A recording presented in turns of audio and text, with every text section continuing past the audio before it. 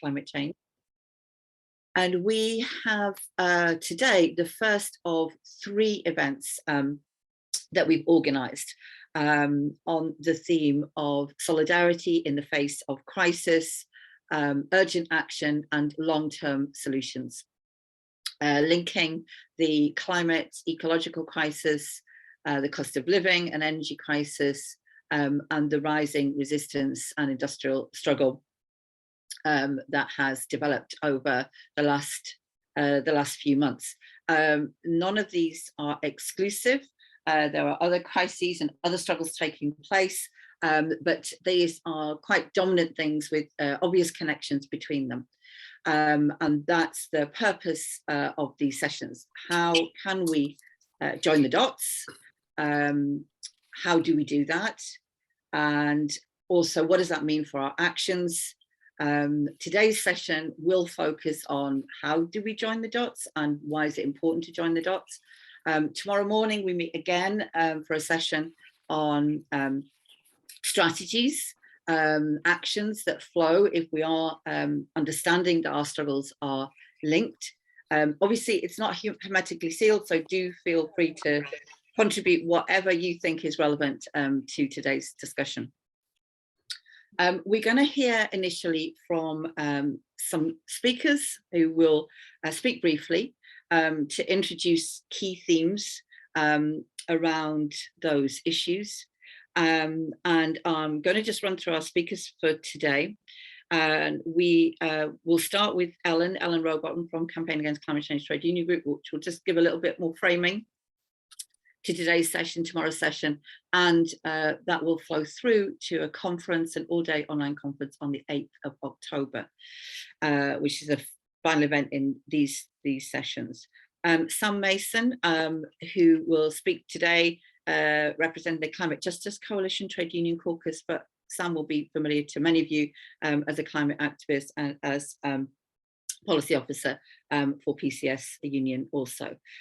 Ruth London, who's a leading activist in Fuel Poverty Action Group, again, I know will be familiar to many of you, who have launched a key campaign at this moment in time, Energy for All. We're also really pleased to be joined by Dr. Mahvish Ahmad, who's an academic and an activist with a focus on Pakistan and also involved with the Women's Democratic Front of Pakistan, and Mahvish will obviously speak to us about the huge and devastating impact of the climate crisis on Pakistan most recently. And we're also going to be joined by Paul Atkin from the NEU Climate Network, and hopefully later on by Mel Ramsey from London Underground RMT. So a really excellent selection of speakers who hopefully will be able to bring to us the importance of all of those issues and campaigns and why we need to join the dots. After the speakers have spoken, there will be plenty of time for discussion from participants, and that's a really important part of what this morning is about. We're hoping that discussion will be useful for everybody, but also will flow into and help establish and build, how the 8th of October conference could and should be organised and run. So thanks very much to everybody who has joined, and I'm now going to hand over to Ellen Robottom from Campaign Against Climate Change Trade Union Group, just to frame today's event and the upcoming events also. Thanks, Suzanne. So a lot of what I'm going to say will be, I guess, familiar to a lot of you, but it's really, as Suzanne said, it's about bringing all these things together into the same room and exploring those connections. So we are in a set of intersecting emergencies, as we know, revolving around falling incomes, cost of living, energy prices, climate breakdown, and reactionary government energy policies, which are set to make all of this far worse. purse. And in our view, those include things like support for new oil and gas, biomass, fracking, new nuclear and carbon capture, whilst also running down public transport and doing nothing about insulating homes. And I'd have to say this is also accompanied by the pretty cruel lie that all of this is about increasing energy security and giving us more control over our energy systems, which it doesn't. On the positive side, there's a big wave of strike action, notably in the transport and communications unions, amongst others, but also the wildcat strikes in the energy industry. The wider context, of course, is the nightmare climate disasters, such as the flooding impacting millions of people in Pakistan. Whilst no region of the world is now escaping the impacts of extreme weather, this really lays bare the extreme inequality, whereby the impacts are felt most devastatingly by the poorest, who've contributed least to the problem. In the UK, many of those on low incomes will also pay with their lives for the profiteering of the energy companies and the terrible condition of the housing stock, the very same conditions which lead to accelerating global heating. Both in the UK and globally, disabled people, the elderly, and those with caring responsibilities are disproportionately impacted. We believe that our movements will be stronger the more we draw the connections between these various crises. Our energies are often divided and our resources strained as we engage in our particular struggles on the picket lines, in campaigns against dirty energy or for better public transport or whatever.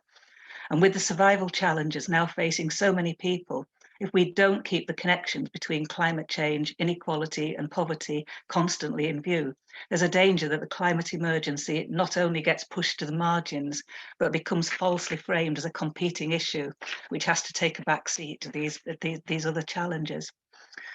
As Campaign Against Climate Change Trade Union Group, we do seek to make clear the connections between the need for climate action and the demand for good, secure, well-paid and unionised jobs, pointing to the literally millions of decent, well-paid jobs that are needed to move to a zero carbon economy.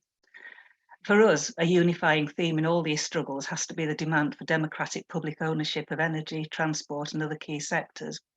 A market system run for profit generates obscene inequality, whilst at the same time locking us into dangerous technological pathways that will worsen climate change and its horrific consequences.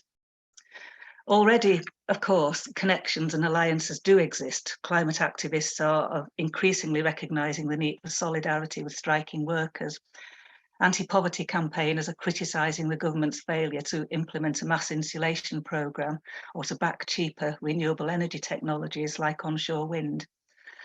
Along with immediate measures to take people out of fuel poverty, demands to supply energy as a public good with immediate, rather than simply subsidising profit through the public purse, are gaining ground. We hope that through meetings like these, we can help to accelerate this process of making connections and identify how they can inform our strategies. And the question of how these connections can inform our strategies will be the key theme of tomorrow's discussion.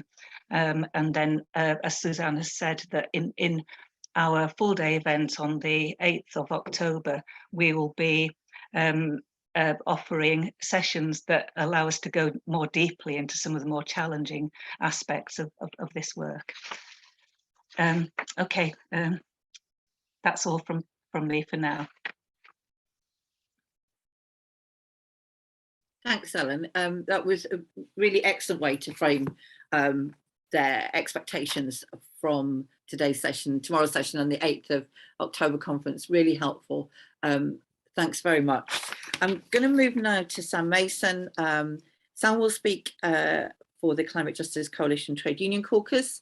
And if I can hand it over to you now, Sam, that would be great. Thank you. Great, thanks Suzanne, and thanks Ellen. That really was an excellent framing to get this started. I just want to say, to sort of coin a very popular phrase at the moment, enough is enough, and certainly is for all the issues that Ellen eloquently outlined there. And I think also just to quote from Mick Lynch, we are in the fight for our lives, quite literally across a number of fronts. And as we know, it's all going in the wrong direction, not just in the UK, but globally as well.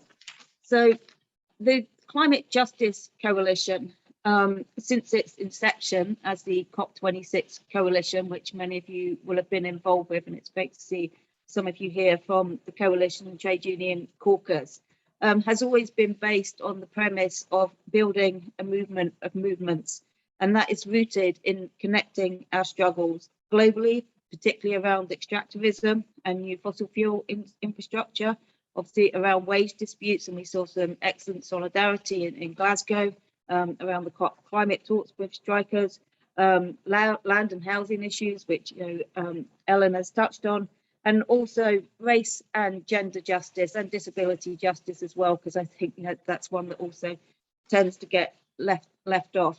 But of course, justice and power is about building our collective power. And at the heart of it, climate justice is also about linking the fights around economic, social, environmental and political justice as well, because if we don't build that and understand how we need to operate together collectively, then we won't be able to reach the transformations that we need. And I just want to highlight at the moment that there's a UN Global Assembly going on, where it's really focusing on an increasing understanding that we are facing the interlocking and complex crisis, which has been described by the International Labour Organization. And so the heading of this is a watershed moment, a transformative solutions to the interlocking challenges. Now, I think that's fine at the high level, and it's good to see recognition of that, obviously, but clearly that's not about the grassroots and who has power and who's going to make real changes. And as we know from the COP process and the COP talks, and what's particularly coming out of the COP27 coalition now of the Egyptian and African and Arab civil society movements, is that this is a failing process, and we need to change the dynamics of that conversation. And I think something that obviously we often talk about within our movement, both from the trade union side, the labour movement side, and the climate justice side, is about social protections. There's over 4 billion people in the world at the moment have no social protections. Increasingly, we're seeing that within the UK as well.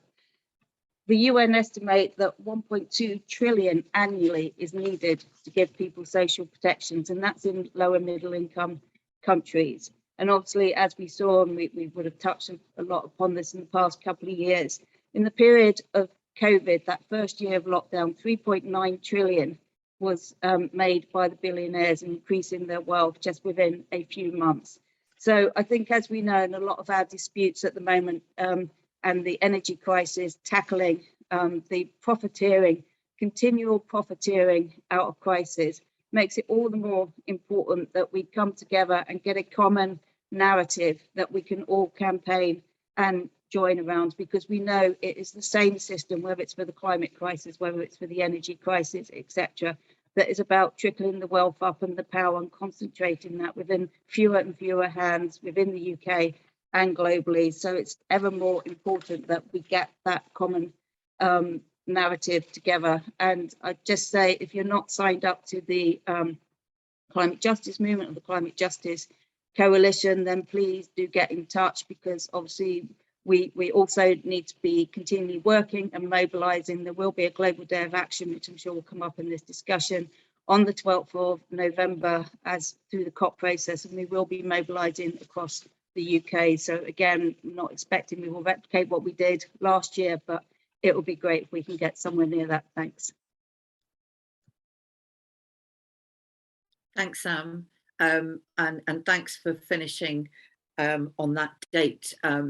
One of the things that we hope to achieve across these 2 mornings is that people do start filling their calendars with the key dates for mobilisations and actions that do allow us to join the dots. And there's one to add to your calendar, which is the 12th of November, COP27 coalition that took the baton from the COP26 coalition have now called for a global day of action on the 12th of November, a global day of climate crisis action with some key demands along the lines that Sam has outlined there. And there'll be major mobilisations in the UK, in London, in one of the, I think in Edinburgh, and then other key cities as well. So that is a demonstration where we should come together across the movement to demand the transformations that we need.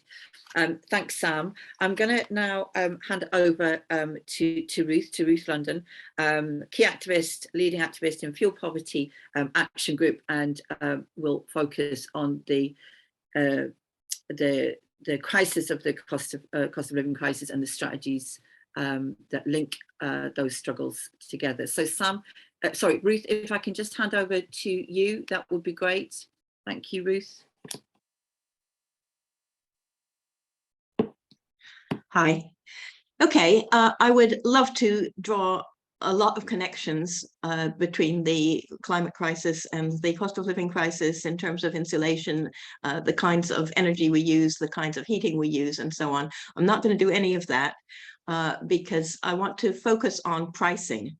And what's happened now, I think, is that the masks are off, and it is plain to the naked eye that the same corporations that are destroying the earth are also pulling off one of the biggest heists in history. They are diverting into their coffers, into their lethal industry, the money that we need to live our lives, bring up our children, and keep our heating on and eat. That's kind of obvious now. And they feel that even as their time is up, they feel so powerful that nothing is going to stop them putting up prices.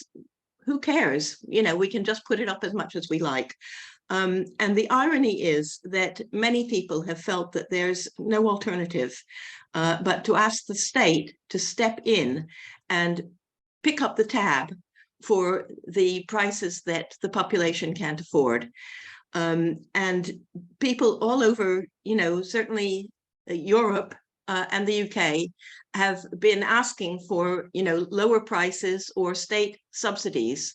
And the trouble is that the state subsidies, when the state pays, because it goes straight into the pockets of these corporations, you know, to do their filthy work. And people feel there's no alternative because otherwise people die. You know, and not only die, but our lives are wrecked by not having a home that is livable, and illness and breakdown of relationships and all the effects of the energy prices on our lives.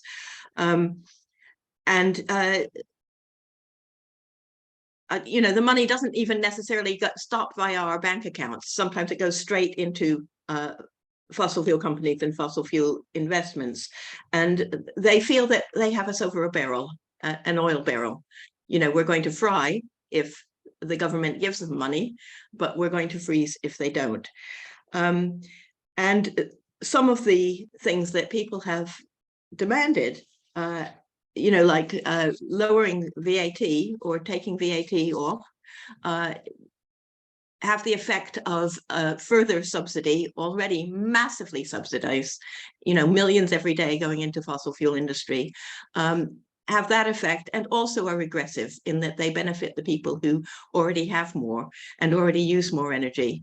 And the same thing applies, I'm afraid, to holding prices down, because the ones who are going to benefit most from Liz Truss's efforts now are the people who are heating a mansion, a swimming pool, and some stables, rather than the people who turn the heating on for an hour a day when it gets really cold. And they're not going to gain much from that at all. So I think we do have to be careful what we wish for, and we have to think about what demands we put forward on pricing. People feel there's no alternative, but there is an alternative, which we have been putting forward for some years now on that issue, and that is energy for all. And the idea is that there will be a free allocation of energy for each household to have what they need for the basics: heating, lighting, cooking, and so on. For energy used above that amount, people will pay a higher tariff than they pay at present. So this is a universal benefit, but at the same time, it's targeted. It's not means tested. It goes according to need. We've heard that phrase before somewhere, I think. It goes according to need. And that means audits of people's actual situation, health needs, household size, and the condition of the housing. What's happening now is that a lot of people are actually picking up on that idea, but not picking up on that aspect of it, which we feel is actually very important. The audits of our homes to see what needs insulating first are not an optional extra. They have to be done anyway, because we need that insulation program like yesterday. We have a lot of support for this now. 560,000 odd people on a signature, still growing. 75% of the UK population in a national poll said they wanted something like this. The Trade Union Congress has come out for something like this. NEF, New Economics Foundation, has. There's interest in Parliament, and there's a massive groundswell, people wanting to, come to our onboarding meetings and get involved. We think that, among other things, it will be an incentive for the government to actually insulate and switch to cheaper, cleaner, renewable forms of energy, because they will actually be responsible for making sure that people's basic needs are met. We're handing in the petition. We think it's the 18th of October. We haven't had absolute confirmation, frustratingly, from the Downing Street office, but it will probably be the 18th of October for your diaries, which is a weekday. But that is obviously just the beginning of what is going to be a massive move to turn pricing on its head, because now you pay more if you use less, and you pay less if you use more. You pay more if you have more, less, and you pay less if you have more. That is completely upside down, and we want to turn that over. Thanks very much. Brilliant. Thank you, Ruth. Thanks very much. And those key phrases there really kind of nail the issue in a great way to finish. And I know that, Ruth, you will share details in the chat of the campaign Energy for All and how people can get involved. And there's another date there, the 18th of October, potentially, in terms of amplifying the message when the petition is handed into Downing Street, or taking actions alongside it. Excellent. Thank you so much, Ruth. Lots to think about already in terms of our three initial speakers. I'm going to welcome and hand over in a second to Dr. Mahvish Ahmad. As I introduced her earlier, an academic and activist involved with Women's Democratic Front, Pakistan, and a focus on the issues of climate justice that we need to understand as part of our wider struggle, and one that absolutely connects with all the other issues as well. So Mahvish, thank you so much for joining. If I can hand over to you now, that would be great. Yes, thank you. Thank you for having me, and thank you for the first three speakers. I'll just jump right into it. I think that the situation in Pakistan is a reminder that the Global South is paying the price for the policies primarily of the Global North. I mean, CO2 emissions are also shared, of course, now by non-Global North countries. China, Saudi Arabia, Russia is part of the Global North, but kind of an Eastern member. But this is something that cumulatively has primarily been situated in Europe, in North America, comes out of these places in their industrial policies. And it's quite clear with the devastation over in Pakistan that's where the price will be paid and is already being paid. Just like Ruth, who spoke before me, the poor are paying the price for the rich. Now, I think that given the theme of today's meeting, which is connecting the dots, there's two things I want to start off by saying, which is quite important and quite crucial here, which is when it comes to Pakistan specifically, but also many other Global South countries, this is not the only crisis which is not of our own making and for which we pay the price. There's a global financial system that has completely and continues to devastate the country. At the moment, we have in excess of $130 billion in loans that we're definitely defaulting on. And the result of those loans is that the Pakistani government, of course, if you have to pay back 120 billion, where in the world will you find money to rebuild after those floods, to then subsequently build the kind of resilient infrastructure that we're going to need, because we know that those floods are going to come again, as well as a series of other climate disasters. So you absolutely cannot think about this crisis separately from the financial and economic crisis, which places global South countries in such a precarious position. And secondly, and there's several other crises, but I'm just going to talk about two. The second one is, of course, war and militarism. I mean, the UK was also one of the occupying militaries in Afghanistan. It has completely destroyed the situation in Pakistan as well as Afghanistan, resulting in overbloated military, which plays a key role in pushing economic policies that dispossess indigenous populations from land, from resources.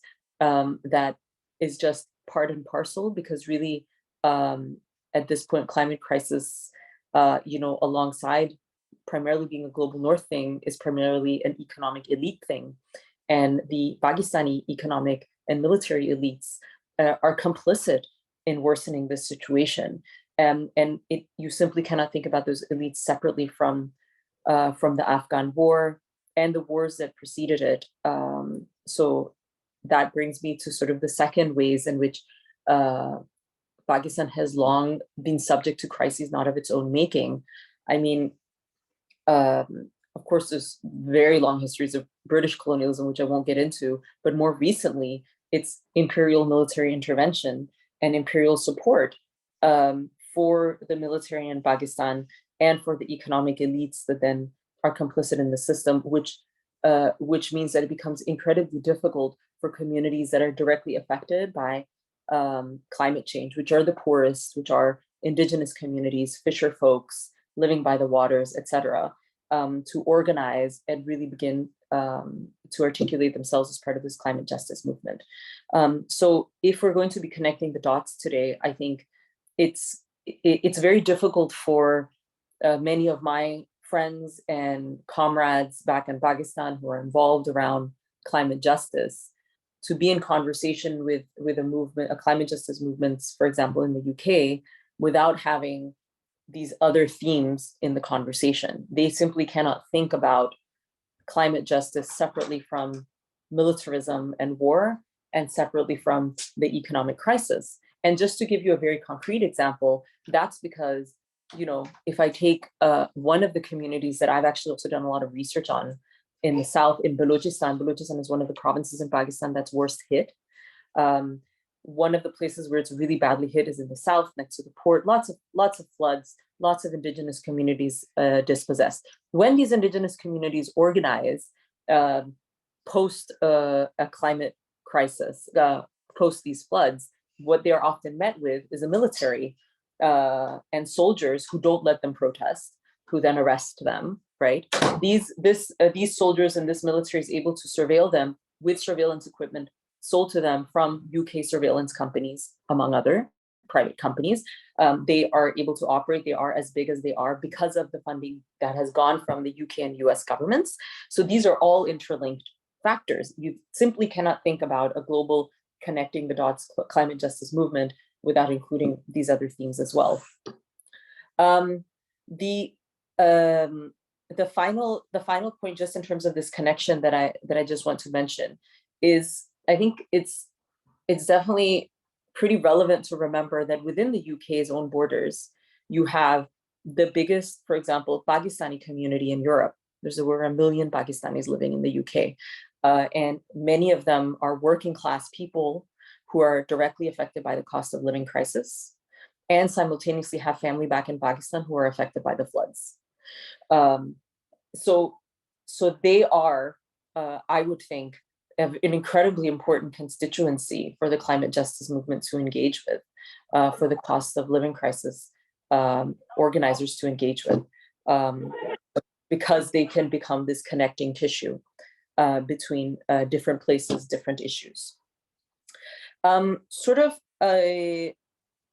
think that thinking about actual opportunities for solidarity, conversations for solidarity, I think there's sort of a couple of different ways to think about it. One is, of course, movements out of Pakistan are kind of articulating around and organizing around climate justice by talking about the past, present, and future. So past, they're talking about reparations. They're talking about bringing up, really pushing on a government level, the loss and damages conversation at COP, and really talking about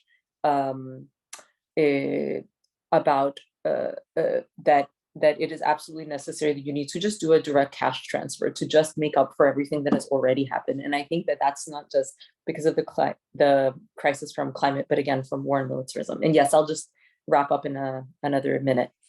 For the present, it's debt cancellation. They're like, don't give us humanitarian aid or donations. That's very nice. And I'm also sending them, and everybody here, of course, should also donate to the communities there. But if it's really going to have an impact, we need debt cancellation so that money can be redirected to deal with the effects of these floods immediately. And we're not even talking about all the other things that need to happen.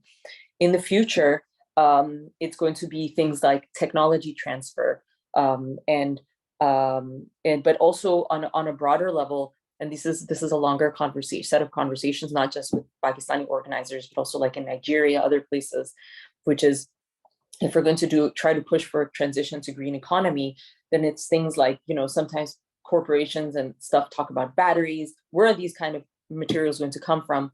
Often these raw materials end up getting extracted from countries from the global south and then brought over here. And then we have another problem. Then we have the same problem. That imperial relation hasn't been broken, but now it's some kind of green capitalism going on. So these are the kind of conversations. The last thing I just want to say is that as this meeting goes on, thinking about maybe widening some of the partners in terms of climate justice organizers in countries directly affected by UK policies. It doesn't just have to be climate policies, but military ones would be one way, but also, again, migrant and Pakistani groups in the UK could maybe help think about even further widening the dots that have been put forward in this conversation, and then therefore also further widening the kinds of actions that are necessary. Thanks. Mahvish, thank you. Thank you so much for that, and for raising so many issues. Real important thinking for us to do based on some of the issues that you've raised and what it really means to join the dots. As an immediate response, I wonder if I could just sort of maybe mention for everybody here, but also maybe as part of a conversation with Mahvish as well, is that our speakers hopefully will join us again on the 8th of October. And just thinking in conversation with you, Mahvish, about actually some of the things you've said there about whether we could create some space at that conference on the 8th of October to start to do a little bit of what you said in terms of widening what it means to join the dots in the way that you've just described. But yeah, thank you so much for that. Okay, we have two speakers to finish up. I'm just going to remind speakers they have 3 minutes to give some time for conversation from participants, and I'm going to hand over first of all to Paul Atkin from the NU Climate Network, and then afterwards welcome Mel. You have joined us, Mel Mullings from London Underground RMT. So first of all, I'm going to hand over to Paul, and welcome to Mel. I'll bring you in after Paul has spoken. Right, thanks, Suzanne. Absolutely agree with everything Mahvish said. I think the first priority actually in joining the dots is defeating that GMB resolution at the TUC calling for increased military spending, and for the trade union movement to campaign for that. You know, it's I'll develop that in a bit. The some of the themes in there are taken up in the contribution I made at the Teach the Future teaching, which I'll put in the chat if anyone's interested. The key thing, I think, is that as trade unionists, working class activists, whatever, we've got to look at this. We've got to lead this fight, because the ruling class ain't going to do it. They're going to lead us to catastrophe, and we can see the outlines of that. So we've got to kind of think hegemonically, if you like, not simply reactive, though we've got to react. We've got to take the reactions and build them towards solutions. And I think that means looking at, you know, what the ruling class is doing. And we're moving now from Johnson's government, which, you know, might be referred to as like a government based on inverted pyramids of patriotic piffle, you know, world leading targets with no plans, onto Truss. And Truss is kind of outright denialism, really, slightly disguised. She says she's in favour of the 2050 target, but is looking at ways of watering it down as rapidly as possible, especially immediately. Thinks she can negotiate with the laws of physics. And I think this is part of an overall program. This government, I think the conclusion they've got is that whatever they do now, they've lost the next general election. So what they're going to do is they're going to go for broke on a whole load of fronts, on the confident calculation that a Starmer government will no more undo what they've done than the Blair government did to what Thatcher did. But in the meantime, that is going to antagonise people on so many levels that the question is, can we build the momentum out of the reaction that people have to these attacks into something that forces an incoming government to undo it, and actually forces them in opposition to say that they're going to undo it? Because a government that is visibly on the skids, that is obviously going to lose, leeches power. And the agenda put forward by the opposition gains power. And I think that's something we've got to look at strategically. Doesn't mean we have any illusions in these people at all. Particularly, it also means that there's obviously debates we've got in the movement. And I think part of the problem we got in the trade unions is that the TUC majority is pretty much aligned with the Labour front bench. And on climate, this is significantly better than the Conservatives. But there's still very much a whole thing on, you know, techno fixes, CCS, hydrogen, new nuclear. But they're all serious about insulation. They'd unblock onshore wind. They're against fracking and against new oil and gas. And we've got to actually cement that. We've got to nail them into that to undermine the positions the government are taking. The other area where I think there is an issue, and it's a big issue, and it interlocks with what Mahvish said, which is there is a very strong position in the TUC, and it's the Labour Party line, which is build it in Britain. And that's presented as kind of green protectionism. But one person's green protectionism is another worker's lost job. And I think we've got to look at that in relation to the global south particularly, because the same thing happens in the United States. What do they call it? This Reduce Inflation Act that just passed. A lot of that is about North American import substitution. It's about protectionism around US industry, which again is, you know, if you want to take a limited national view, you know, a corporate view, if you like, that means jobs for our members. You could put it like that, but it doesn't mean jobs for anybody else's members anywhere else. So I think there's an issue there, and that's got to be debated through. In schools, because I'm in the NEU, I think another aspect of this, we're about to have a ballot to try and join the strike action. It's an indicative ballot at the moment on pay. Part of the offensive against us, in my view, won't simply be, well, you know, you've got to take it on the chin to stop things getting into an inflationary spiral, yada, yada, yada, what they come out with. It's also going to be war on woke. straight ideological attack on anything remotely progressive that's happening within teaching, within education, and climate is going to be part of that. I think they are moving away from even the kind of trying to freeze debate like they did with the impartiality guidance. The fact that what's his name, Jonathan Gullis is now the schools minister. He's the guy who describes the NEU as the no education union. These sorts of people are going to be absolutely gung-ho any kind of attack they can have. So, and that will be connected with tabloid lynch mobs, treason type dialogues, unpatriotic, this, that and the other. So all part of policing the limits of acceptable debate, which connects up with the whole question of trade union rights, voting rights, democratic rights, protest rights, and so on. So that's all connected. So those are some dots to join. Seems to me that on the cost of living crisis and the actions taking place, people are winning strikes at local level in rather bitter disputes, but at national level, I think there is an agreed line across the government. They will make no concessions because they don't want to, because they feel that if they make concessions, that will encourage the rest of us to pile on. So they're going to have an absolute iron front on this. So the question is, how do you maintain a mobilization when you're not actually making those immediate gains? And I think that the answer to that is political. We're making the political point. Okay, I'll wind up on this one point. I think Mick Lynch made the essential point at the beginning of the RMT strikes that the working class is back.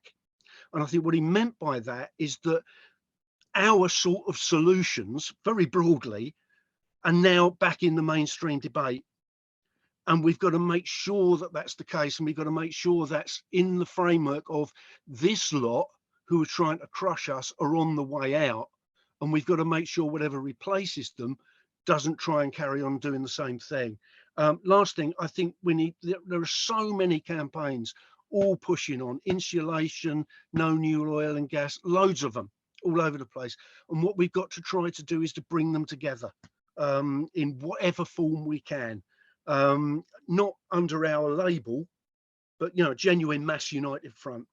I'll leave it there. Thank you, Paul.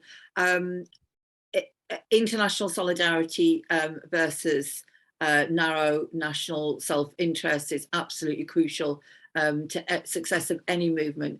And also, just where Paul was finishing up there, I think there is a determination to defeat the current wave of working class resistance from this government who want to maintain that truly unequal society that they presided over for pretty much 30 years.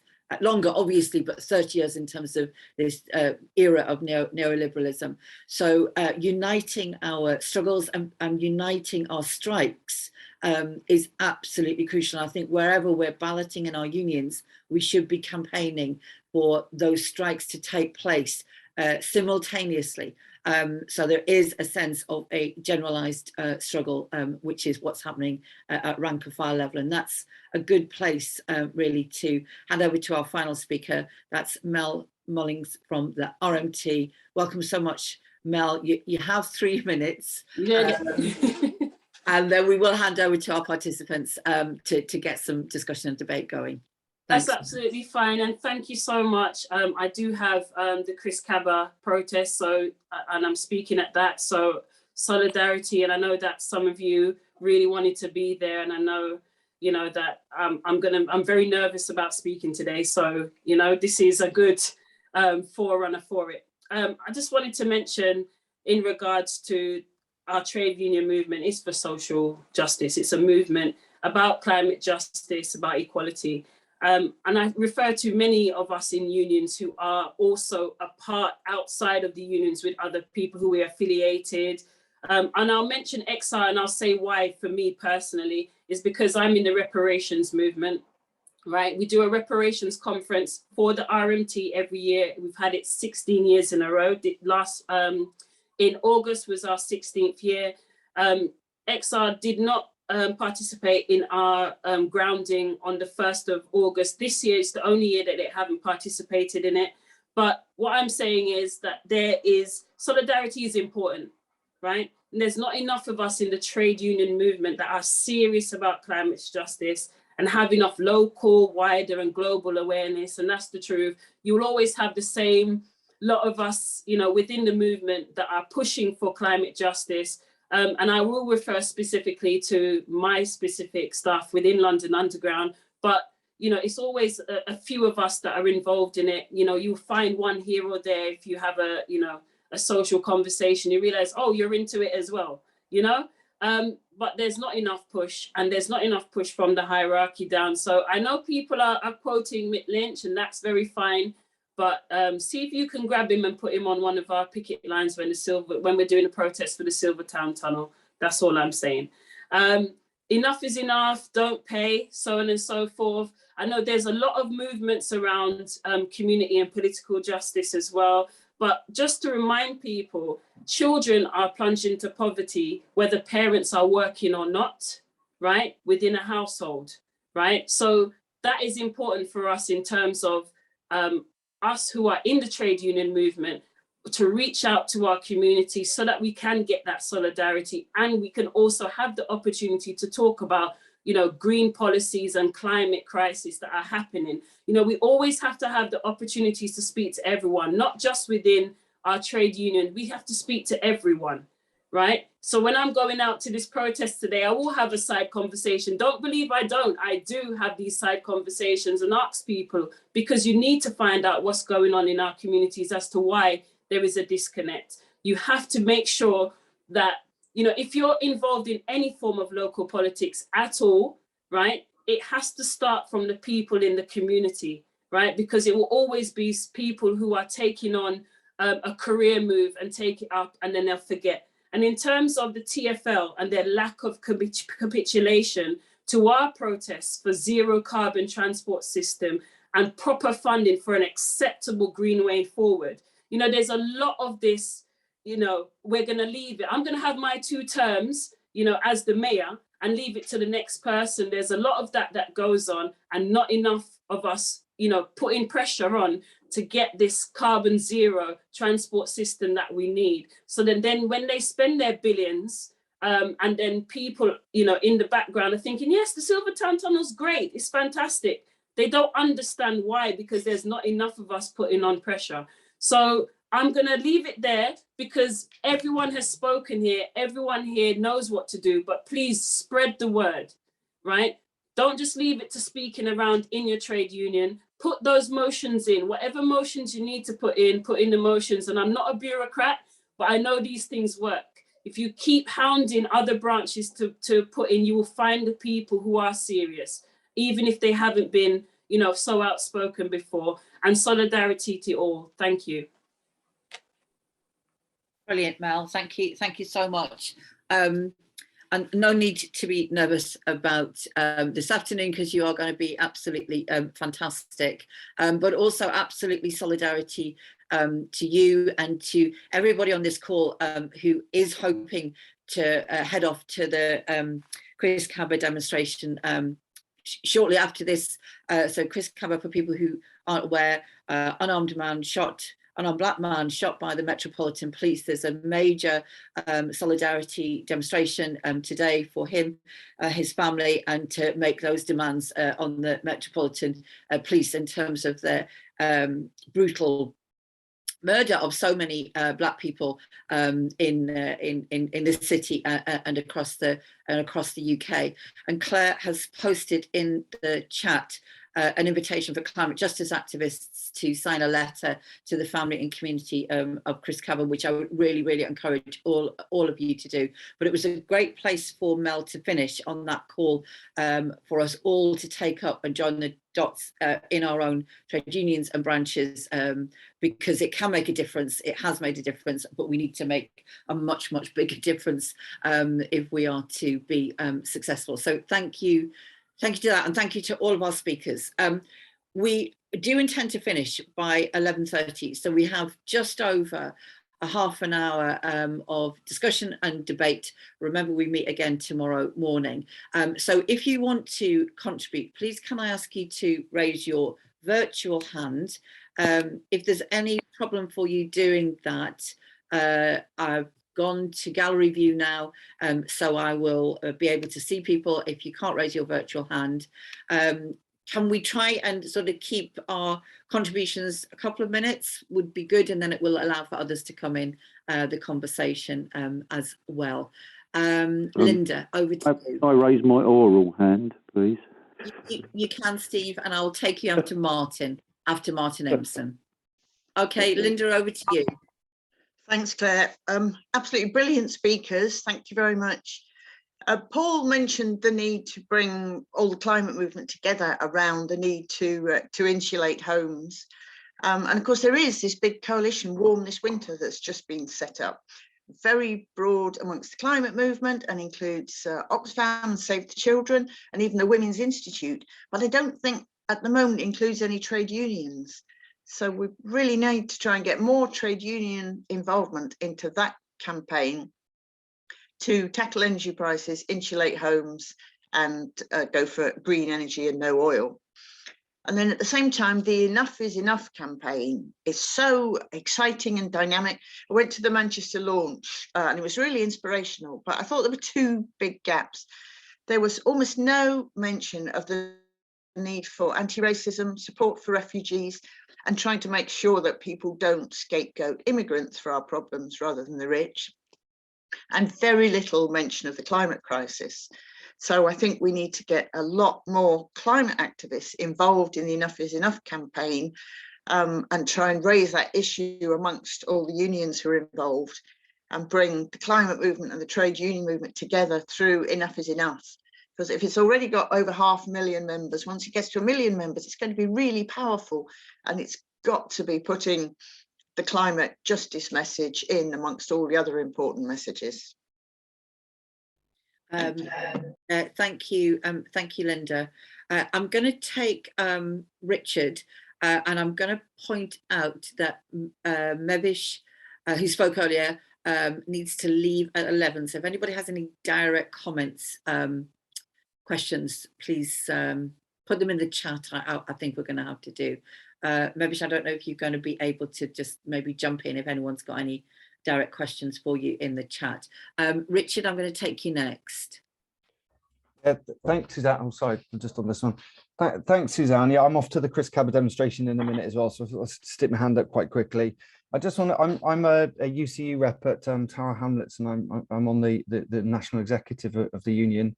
I just wanted to throw into the mix, in further education, we've got 10 days of strike action coming up in 26 colleges on the 26th of September for a program of 10-day strike action throughout September and October. And there's about another 11 branches that will be joining that soon. We're inspired by RMT and CWU. It's quite a big move for us. We've also got in higher education now, right across the UK, a national ballot, a titanic battle really for paying pensions equality, to the fight for casualisation, really taking on the market and the heart of universities. And I just want to put a couple of bits into the mix about why I think it's essential for climate activists to join the picket lines and get involved in the campaigns, and a little bit about the role I think UCU can make, because if we're going to win a just transition in our FE colleges, which have faced years and years of cuts, we need a massive investment to reskill for the just transition. You know, kids in colleges keep saying in poll after poll they're crying out to learn about climate change and be taught about it, and there's a real appetite amongst the teachers. But much more than that, you know, we've still got, despite all the talk of a healthy employment situation, really mass unemployment among young people. So the idea that you can reskill to fix the world and to address really the potential for another lost generation, I think is really, really essential. And UCU's played, I think, quite a significant role inside the trade union movement.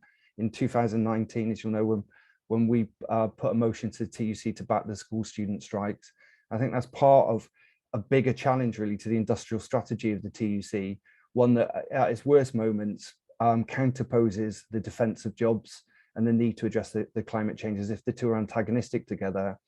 And, you know, as we saw with some of the motions more recently that have reeled back on that, supporting nuclear and putting the defensive jobs really in opposition to climate change. So I think UCU can play quite a critical role at the moment in joining forces with the RMT, with the CWU, to get that sort of the scale of worker struggle bigger, and therefore I think there's a real potential there, both to address the cost of living crisis, the climate crisis, the crisis of austerity, and all the rest of it, and to do so. So please get involved. The campuses are very live with debates about fracking, about young people want to know how we can change the world, and there's a potential there for huge forces to come to bear, and I think that can reshape the debate and put us in the right course, really. So I'll end there. So I'm off. Thanks, Suzanne.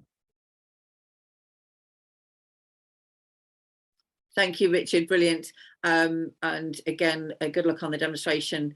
And also solidarity to UCU members who are either balloting for action or engaged in industrial action at this moment in time. The points you make about the need for us to transform our education system, absolutely crucial. I'm going to also let people know that Ruth London, who spoke from Field Poverty Action earlier, will need to leave at 11:15. So again, if there are any key questions for Ruth, please pop them in the chat, and then Ruth can jump in response to them before she heads off. Mahvish will be leaving us now, but thank you so much. And before Mahvish hopefully closes it out, she has agreed to join us on the 8th of October and participate in that conference as well. So yeah, really look forward to maybe a bit more conversation before that conference on the 8th to pick up some of the joining the dots crucial issues that you raised. But thank you so much, Mahvish, for joining us today. Thank you so much. Best of luck. Thank you. Great. Be in touch. Solidarity. I'm going to jump in and hand over to Martin Empson now, and then after Martin will be Steve, who's on the calling in from the phone. Thank you, Martin. Thanks, Suzanne, and thanks to all our speakers. And I'm the treasurer of the Campaigning Against Climate Change's trade union group, and I just want to start by offering my solidarity to the RMT and UCU strikes that have been discussed, and of course our friends and comrades in Pakistan, and to the Chris Kaba protests, because I think all of these things are very much linked. I actually wanted to sort of delve deeper into the nature of the crisis, because actually I think we are seeing a social crisis on an absolutely unprecedented scale. The climate crisis coming together with a cost of living crisis that will literally bring millions of people into poverty. And of course the cutting edge of that is Pakistan, but it's not just Pakistan, it's everywhere around the world that is being affected by floods or wildfires or droughts on an absolutely unprecedented scale. And the system has almost no answers to this. I mean, I'm quite fond of quoting, as many people are at the moment, that Gramsci quote that the old world is dying and the new one struggles to be free. Now is the time of monsters. And Liz Truss is one of those monsters, and not because she's particularly good, but actually because of what she represents, the role of fossil fuel capitalism in the heart of government, in the seat of power, and pushing forward their agenda. And I think I've detected since the announcement around fracking some quite despondency and despair amongst activists. And I think we have to counterpose this, because at the same time as this is the time of monsters, actually we're not where we were 2 years ago. There is a force in society coming through that is starting to fight back and resist, and that is the strike movement. And I think one of the tasks of the environmental movement, and those of us in it who are trade unionists, is to find ways of drawing links between those strikes on a very, very practical level and encouraging strikes with the environmental movement. I was really heartened to see the number of climate activists that came to RMT picket lines where I live in Manchester. It took some work to get them to talk to each other. You know, you had to say to them, hello, this is the branch secretary of the RMT. Hello, this is Extinction Rebellion Trade Union. But actually, when people did talk, there was a lot of mutual ground, and we need more of that. And I think with the next batch of strikes coming up, we have to really encourage that process to lead to that cross-fertilization. But also, I think as trade unionists, we need to argue that our strikes are much, much more political. It can't just be about pay and conditions and jobs, important those are. They have to be about the future of our public services, the type of world we want to live in, the type of economy we need, the priorities about a society, and actually about a system that gets the rich richer and the poor poorer. And that's not just about the obvious ones like the RMT and the link with the railways, but actually how we could run all of our services, whether it's education or postal services or the docks or whatever, in a more sustainable, more equitable way. And finally, I want to say that the next big set of strikes is the 1st of October, ASLEV, the RMT, the CWU, and perhaps others. That's the same day as the Enough is Enough action. We need to make that a day of climate action as well on the picket lines and on the protests. We need to make sure Extinction Rebellion, the Campaigning Against Climate Change, the Climate Justice Network, we're all on those picket lines and on those protests and in those meetings, arguing to cross-fertilize and bring together for the coming fight, because it's a fight of our lives, literally a fight of our lives. And but this time the trade union movement is on the up, and we can beat back the monsters, even the mini monsters like Liz Truss, quite easily, I think. But we have to do it in more coordinated, more widespread, and more generalized strike action and protest. Yeah, thank you, Martin, and absolutely agree with that. 1st of October, a key day for strike action, United Strike Action, CWU, ASLEF, RMT, and a day of action for Enough is Enough. And as Linda mentioned earlier, perhaps a little bit of a gap there in terms of climate being central to that broader campaign, and the question of anti-racism, solidarity with refugees, etc., not scapegoating. So definitely a date for our diaries to make sure we're mobilizing the climate movement to be in solidarity on picket lines and to be joining the dots in terms of the climate and ecological crisis as a key working class issue on that day of action. I'm going to bring in Steve. After Steve, we've got Miriam, and then followed by Jason, and then Ben, you'll be after that. Steve? Hi. Yeah, I just wanted to, I agree with all of that. I think we should be raising the political profile. That's what we need to do. And funnily enough, I want to mention 3 quick invisible dots that need their profile raised. One of them is a return to coal. So the government has been working with the energy companies and has negotiated agreements with EDF and Uniper to keep their coal-fired power stations open until next March. They're both supposed to close at the end of this month. And also negotiated an agreement with Drax, which has converted its coal-fired power station to burning wood pellets. And now the government is going to pay them to reconvert them back to burning coal. So coal's back on the agenda, apart from our continued open cast mining. The second thing is the so-called protection that the government is doing on the cost of living crisis to what they call the most vulnerable in society. What I need you to do, and people like me need you to do, is challenge this as untrue. The long-term sick and disabled, I would say, are the most vulnerable in society, and I can't really see an argument with that. Most of those people, the overwhelming majority, are on employment and support allowance. Most of them have been on it long enough before it was a means-tested benefit. So therefore, they've not received any of the extra help that the so-called long-term sick and disabled are supposed to receive. They're just getting the basic help on energy bills that everybody else is getting. So there's no extra help for them. Similarly, during the pandemic, the 20% increase in universal credit wasn't paid to them either. And before the pandemic hit, there were almost 2 million people in that category in the UK. So that's completely untrue. Those people are not being helped. They're receiving no extra money. And capping the energy price cap or the energy price guarantee is completely meaningless to those people, because it's twice what they spend on energy anyway, because they simply cannot afford to spend that money on energy, living on £75 a week.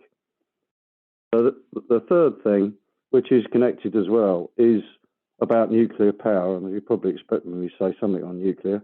What's completely absent in the government's energy strategy, and there's no mention of it, is that the cheapest source of uranium comes from Russian Putin-controlled Kazakhstan. And most of our uranium currently is being bought from Kazakhstan. And this fleet of new so-called small so-called modular reactors that the government intend to build using the Rolls-Royce model based on the Trident subs.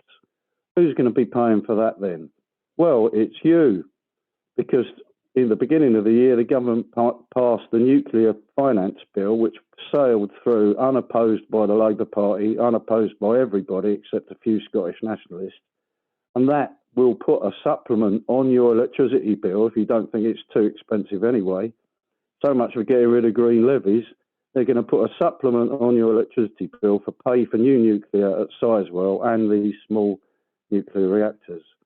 And one final thing is, I think we've got a real problem, particularly with Rolls-Royce, and particularly in the energy and aviation sectors, where the leaders of those unions, or the so-called leaders, I would say, are hell-bent on job protectionism, where if there is such a thing as job security anymore, job security is in transitioning those jobs.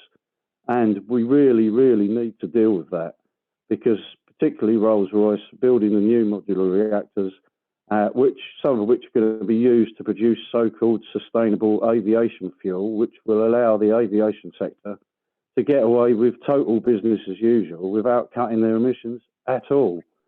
So there's a lot of links there, but there's three invisible dots. And I would urge you to challenge anybody says, well, the long-term sick and disabled, the most vulnerable in society, are getting extra help from the government. Mostly they're not. Thanks. Thank you, Steve. I mean, just really so many important points there. I'm not going to repeat what you said, but there are so many important points there. And the false solutions, you nailed it. And I suppose all I want to say is we need to do what Steve has called on us to do, and we need to pick up these conversations and flesh them out. What does that actually mean in terms of fighting to change union policy, or at least win a layer of activists to understand the importance of this? We need to pick that up and develop it. 8th of October, an opportunity to do that, not the only one. Okay, so next three speakers will be Mariam, followed by Jason, followed by Ben. I don't see any other hands going up. And I will just caution that if we take these three speakers, we're going to get quite close to closing time. Ruth will be leaving us shortly. Ruth, I just wonder, actually, before I take Mariam, Ruth, is there anything that you want to say? Because I know you're leaving in a couple of minutes. So perhaps if I can just go over to Ruth, then take Mariam, and look for anybody else that wants to be aware that we will be close to our finishing time by that point. Ruth? Yeah, thank you very much, Suzanne. Yes, there's been so much good stuff. I'm particularly happy that with the focus on the international and anti-racist connections, and I think it's you know, going to each other's picket lines and that kind of thing is really important, and also for people, you know, climate and union activists to go to each other's picket lines and demonstrations is a good beginning. I think I do think demands are important, and I think we have to be looking forward, including in fuel poverty action, we have to be looking towards in what we demand and what we say publicly on the media when we get chances and that kind of thing, towards incorporating more of those perspectives in what we're actually fighting for, as well as, you know, showing up. And, you know, thinking more about more ways of making those connections very concrete, you know, more integral. Just as people are beginning now to make the connection between climate and cost of living concrete, after years of fuel poverty action fighting for climate activists to take money seriously and unionists to take climate seriously. Finally, that is happening. But it's true that the anti-racism and internationalism are often absent, and the disability aspect. The call-in user 2, is that Steve? It is. Steve, please, whoever you are, please get in touch with us. I want to, in what we're doing as Fuel Poverty Action, to be able to be more specific about the ways in which people with disabilities are being left out of provisions being made. on energy costs, and we haven't had the direct statistics and factual information to be able to be concrete in the way that I think all of us really need to be concrete now. So I'd love to be in touch with you about that. We are working with DPAC, however, and they are backing Energy for All, as is the PCS, and quite a lot of Tax Justice UK, a lot of organisations, and I would urge you as organizations to try to sign up to that.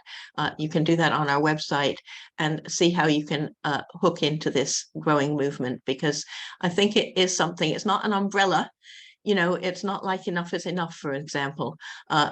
It's a specific campaign, but I think it will bring together a lot of people, including a lot of grassroots people who haven't been involved in things before, but know that the bills are going through the roof and they want some energy security where it counts, which is in our living rooms.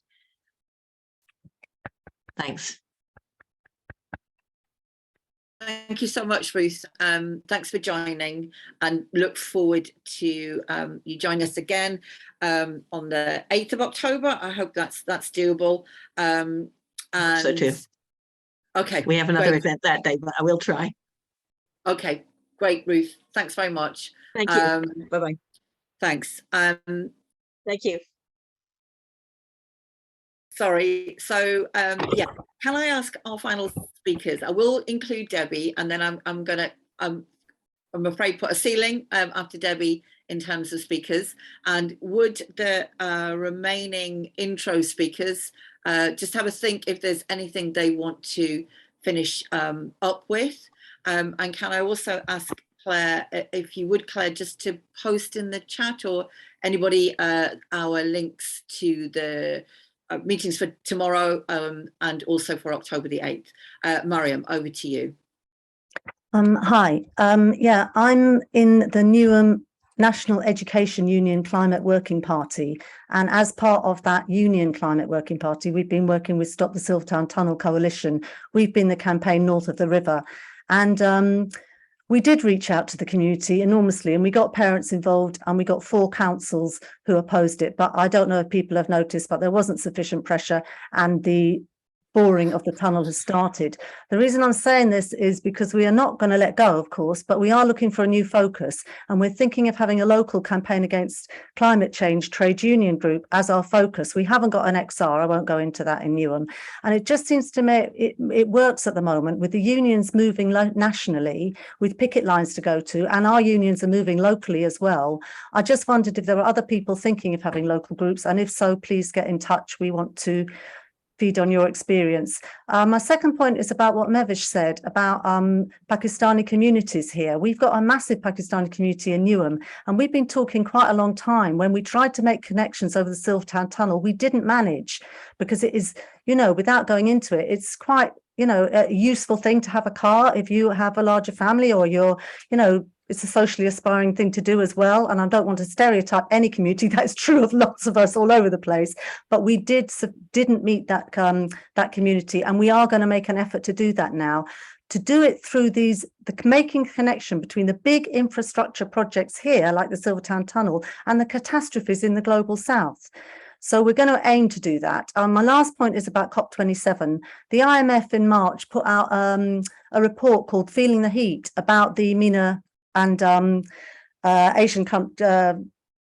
South Asian countries. And it's all about the money needed for adaptation, not mitigation, adaptation. But Egypt's debt is 158, billions. Sorry, I've got the figures here. Absolutely billions of dollars, and billions have to be found even this year in debt repayments. It's a nonsense, absolute nonsense. It is impossible for countries to address their climate needs when they are in this debt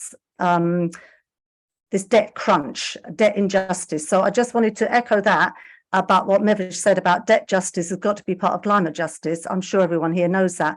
But also in Egypt, it's impossible for activists to act. It's a complete lie, as you will know. Sisi says he'll clear a space for activists. No, he'll send anyone who raises their head to join the other generation of activists in prison since the Arab Spring was crushed. So there's a call from Egypt solidarity activists who have to keep their head down to for solidarity to boycott, for climate movements to boycott the COP27. So I'll try and put that in the chat. If I don't manage it, I hope Claire will manage to put it out later in what people see from this meeting. And I hope to see you more on that issue on October the 8th. Thank you.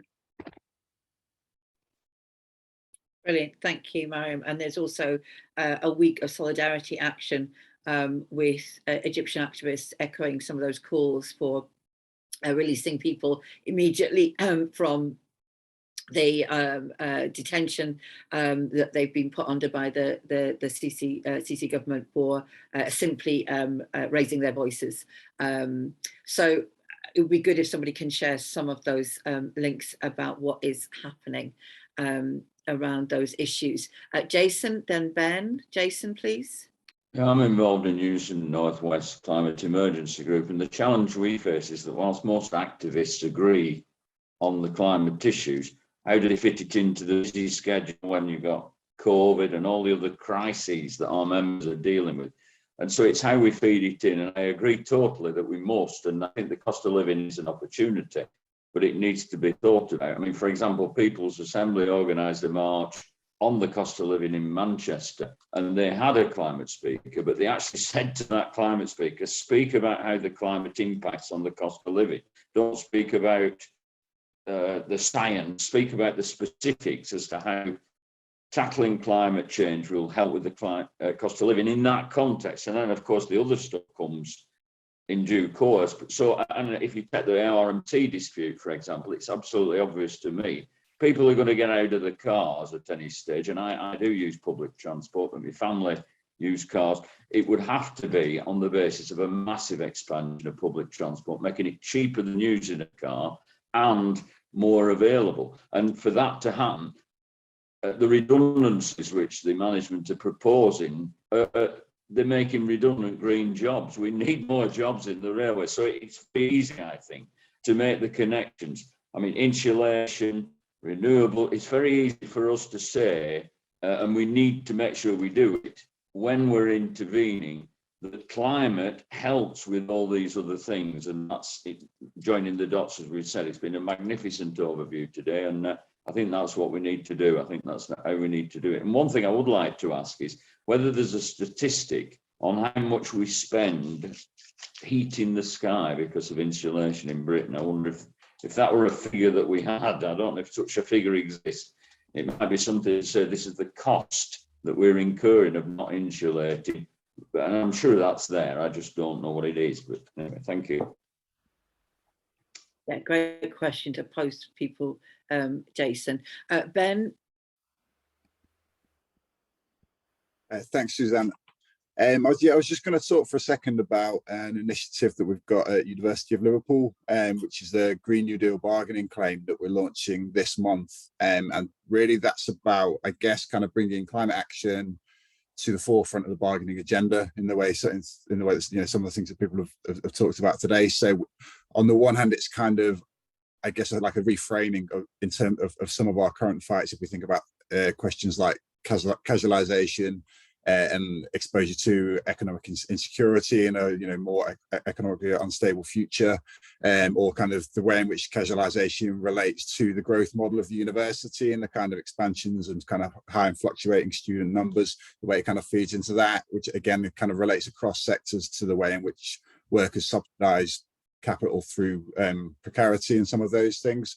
And things like the sort of questions of the ability of casualized staff to live sustainably, to contribute to participatory democratic things like a Green New Deal within the workplaces as well. So yeah, kind of a reframing of some of those things, and again, like questions of workload and the way in which kind of transformations in higher education that are needed in terms of curriculum are possible and can be done sustainably under current conditions and under current kind of workload stresses and the kind of associated mental health issues and all of these things. So in one sense, we're starting to kind of think about how we can understand and frame our current struggles in relation to the kind of present of climate change and also in relation to the future of it.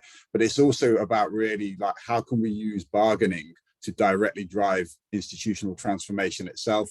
So we're calling on the university to kind of adopt some real meaningful targets. At the minute, there's a 2035 net zero target that it's kind of, again, it's this very slippery framing. It's not absolute reductions. There's not full scope 3. And it's kind of gerrymandered to, again, suit this kind of university growth model, to suit this kind of marketized model. So part of what we're doing is about kind of opening this up to scrutiny, calling for meaningful targets. And again, that's kind of one aspect, but thinking about higher education as a sort of particular site and the way it's located in relation to the rest of the economy. And in terms of kind of the production of knowledge in terms of teaching and student and career pathways, but also research, and starting to try and take on some of those kind of institutional relationships in terms of research funding partnerships, and questioning, you know, what's guiding the knowledge production, how is it implicated in the current crisis, and how as trade unionists should we be kind of you know, forcing this out into the open and challenging some of these relationships. So the question of funding relationships with fossil fuel companies has come up as a significant one. That's something that the Fossil Free Research Campaign are taking on. But we're really talking about a... Sorry?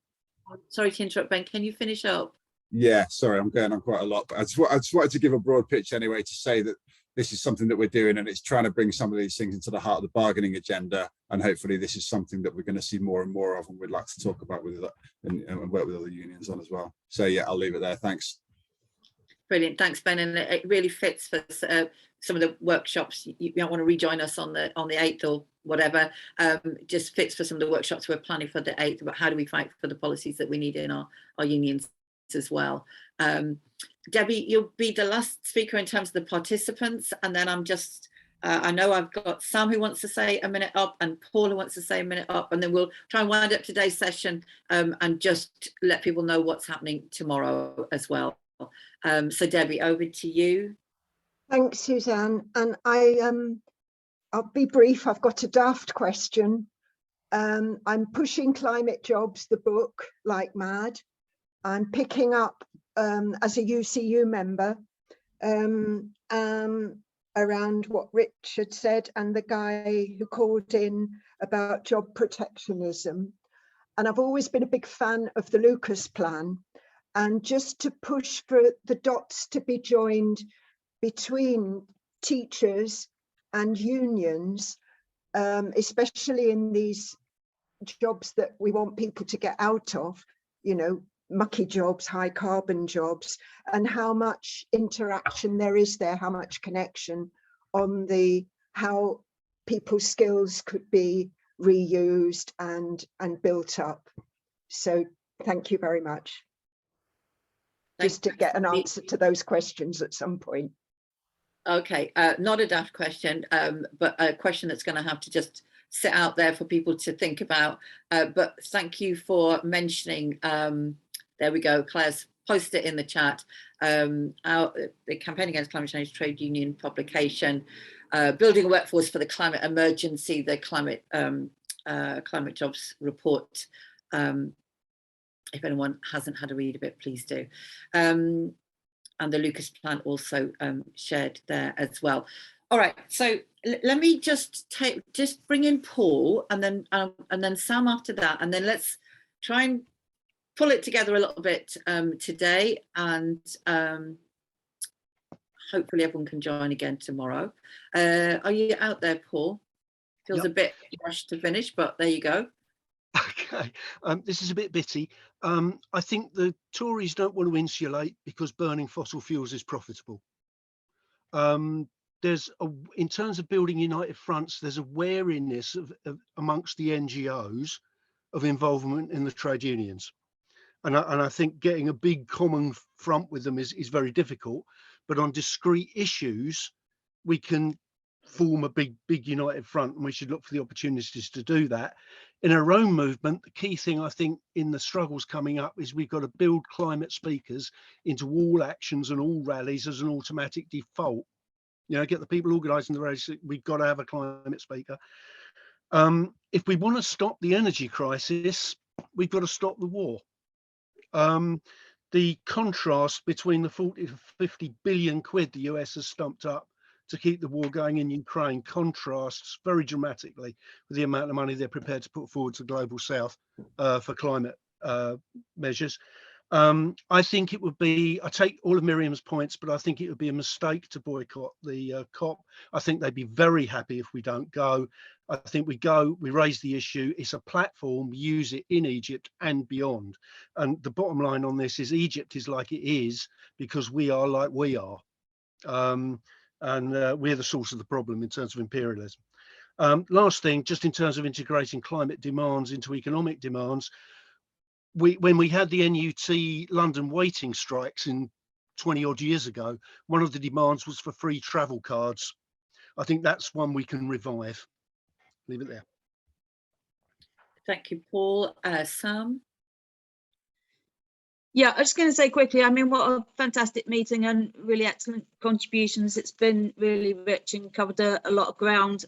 Shame Lucas Plan has just come up at the end because that's like part of a lot of stuff I do. And I just wanted to flag that the former Lucas Plan Shop Stewards Committee have actually got their own alternative plan that they're trying to build some support around. I was trying to find a link, but I can't at the moment, but I will pass it on to CACCTU to share that because they're still very active.